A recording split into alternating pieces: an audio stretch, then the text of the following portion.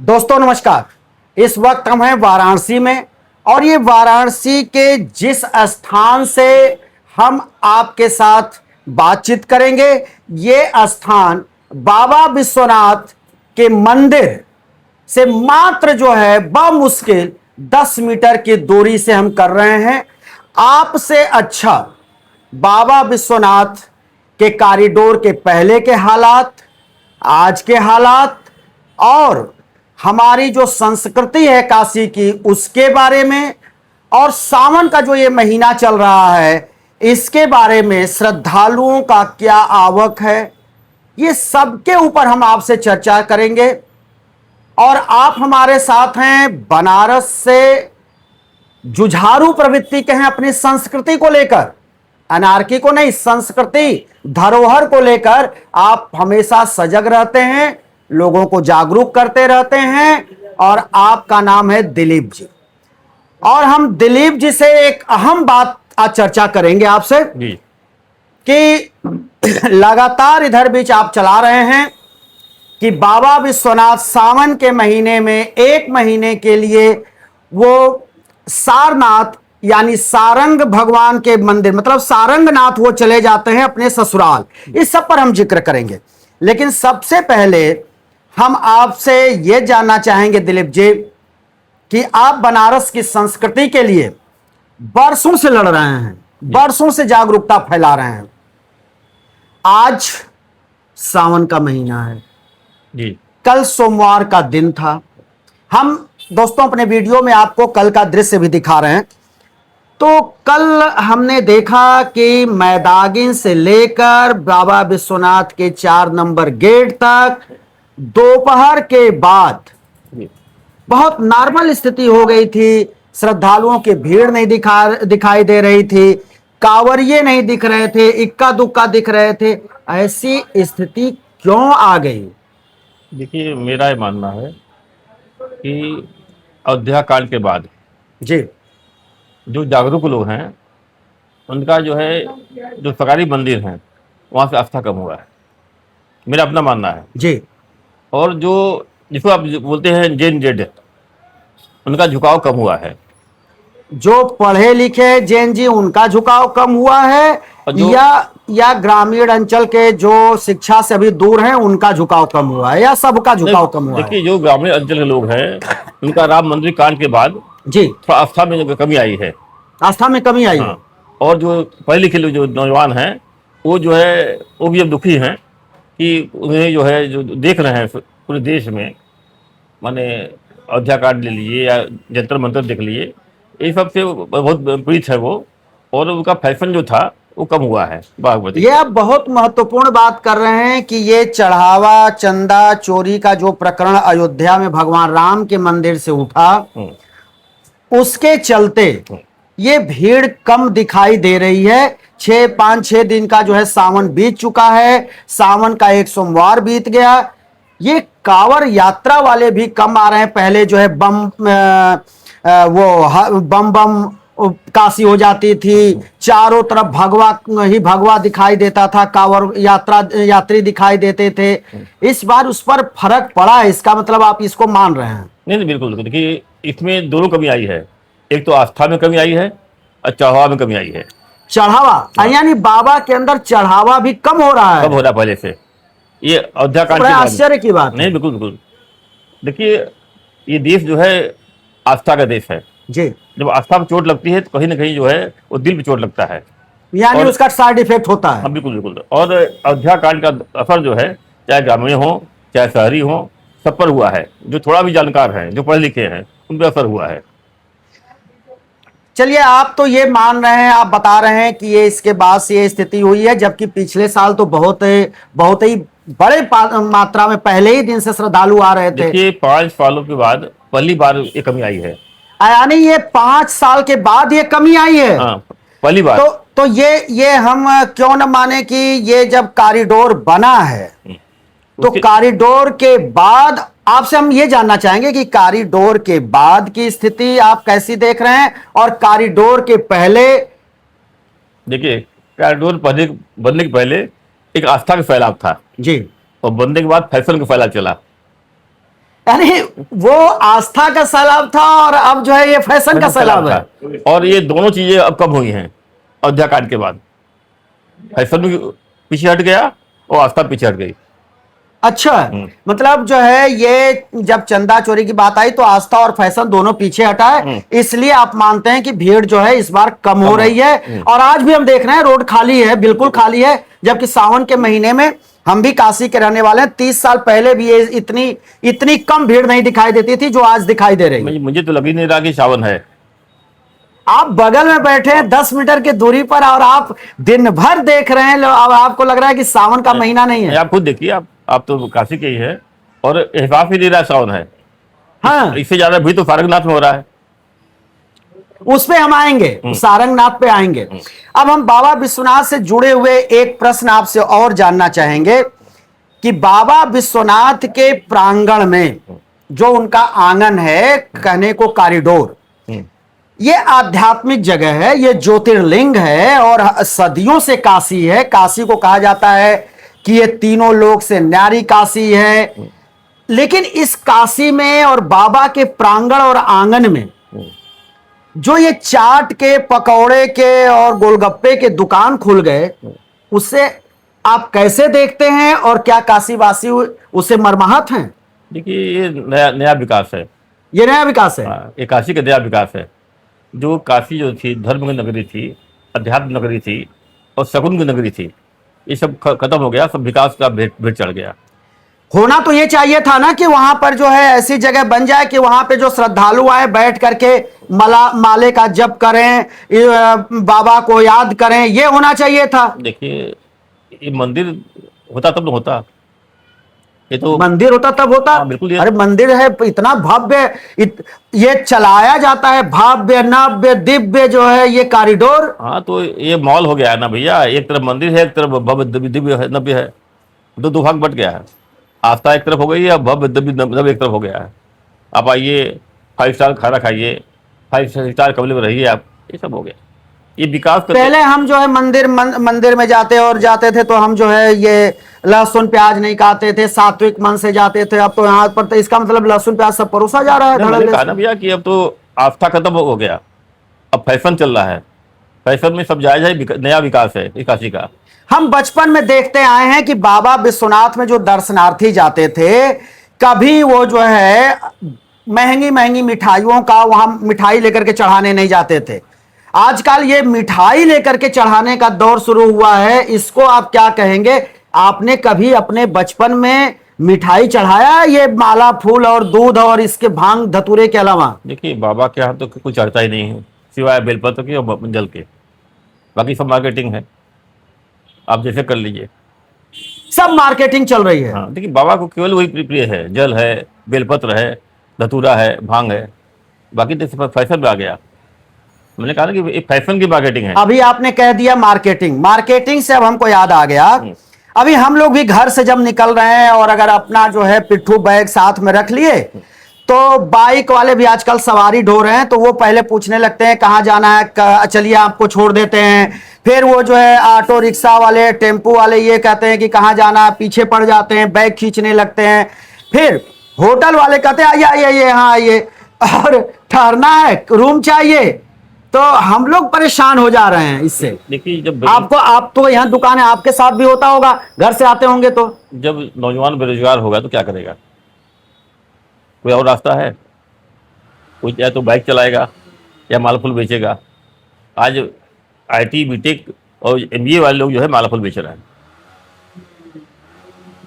ये गलत काम नहीं है, उनके पास कोई विकल्प नहीं है, परिश्रम कर रहे हैं। हाँ। लेकिन दोस्तों ये बता दें कि आप जो कह रहे हैं बिल्कुल सही है। आप अगर कहीं से भी हो, आप सुबह आ जाइए और यहां देखिए, यहां पर आपको दर्जनों युवा युवती महिलाएं आपको टीका लगाते हुए मिल जाएंगे। ये उनका जो है एक तरह से रोजगार बन गया है। अब हम आते हैं दिलीप जी आपके एक अभियान पर। जी। एक अभियान आपने छेड़ रखा था बहुत पहले से, हमको लगता है कि 4-5 साल से, कि एक काशी द्वार हो जिसमें काशी के लोगों को बाबा का दर्शन मिले, क्योंकि ये हमारा हक है। और वो आप ले करके माने, और वो जो है काशी द्वार अभी जो है सावन के महीने में भी अभी तक तो खुला हुआ है काशी वासियों के लिए। इसके लिए आप जो है शासन प्रशासन को क्या कहेंगे और काशी वासियों को क्या संदेश देंगे?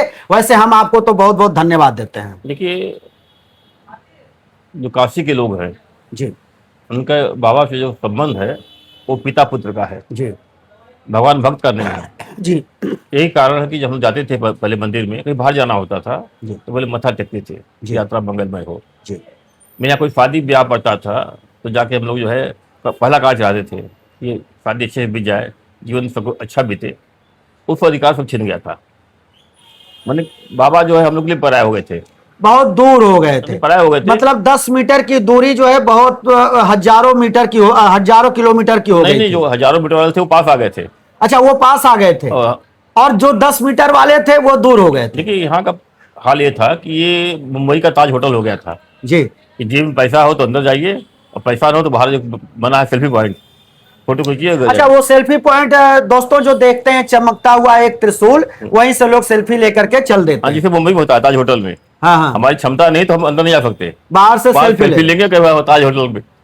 तो यहाँ मतलब सबको बता दें कि हम बॉम्बे गए थे और ताज होटल के बाहर से ये सेल्फी हमने ली है। और आज भी यही हाल है। जो लोग मंदिर में आते हैं कहीं के हों, चाहे बनारस के हों बाहर के हों, वो खाली सेल्फी ले जाते हैं ताकि बता सकें अपने सोशल मीडिया पे कि मैं बनारस गया था, दर्शन हो या ना हो।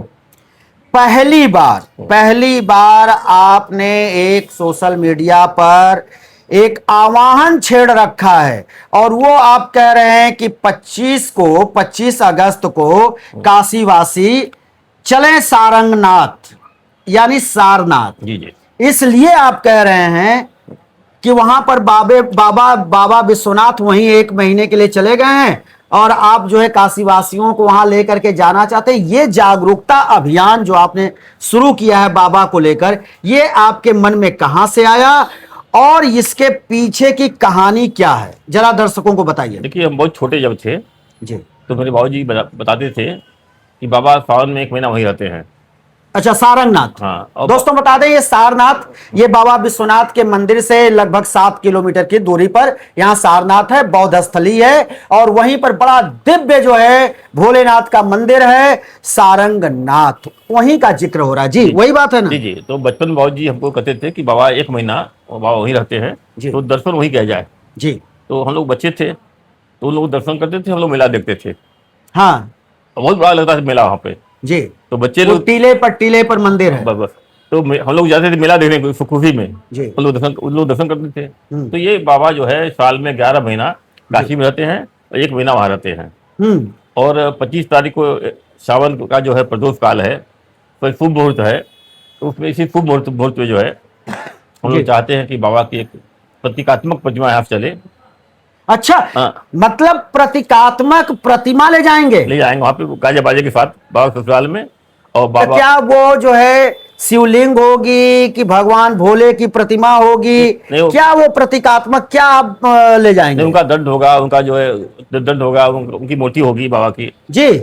हम लेके जाएंगे वहाँ पे, और वहाँ पे पार्वती के साथ झूला झूलेंगे बाबा, और वहाँ पे जो है 501 परिवार का रुद्राभिषेक होगा।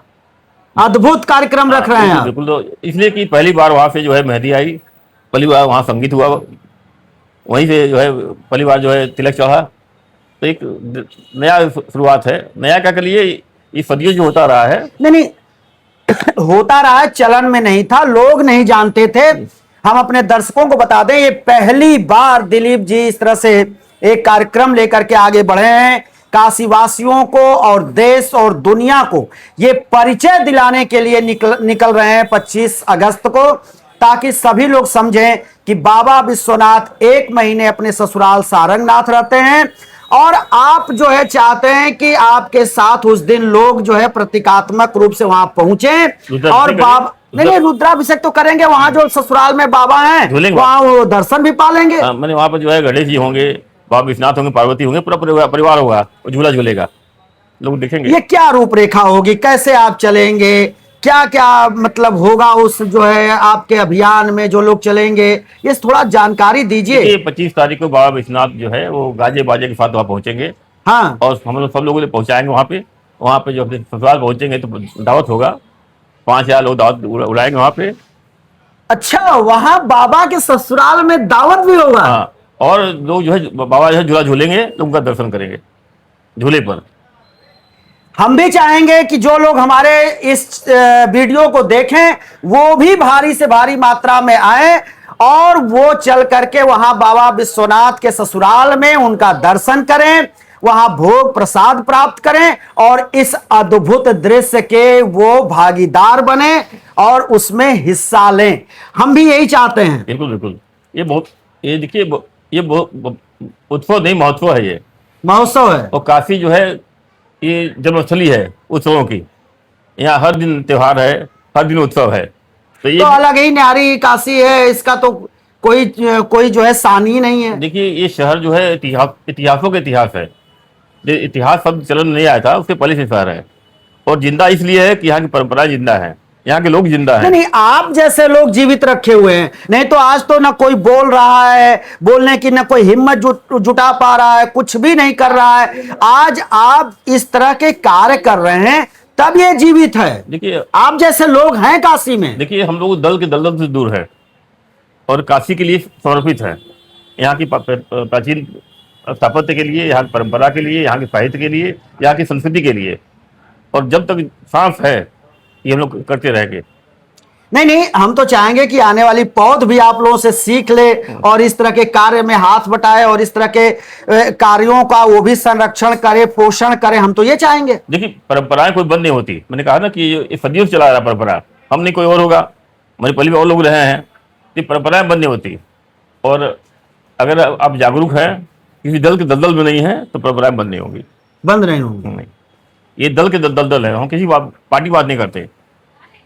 एक बार अपने तरफ से आप जो है 25 अगस्त के लिए आह्वान कर दीजिए कि लोग कैसे वहां पर आए और वो कैसे संपर्क करें, कहां जुटे, ये आप बता दीजिए।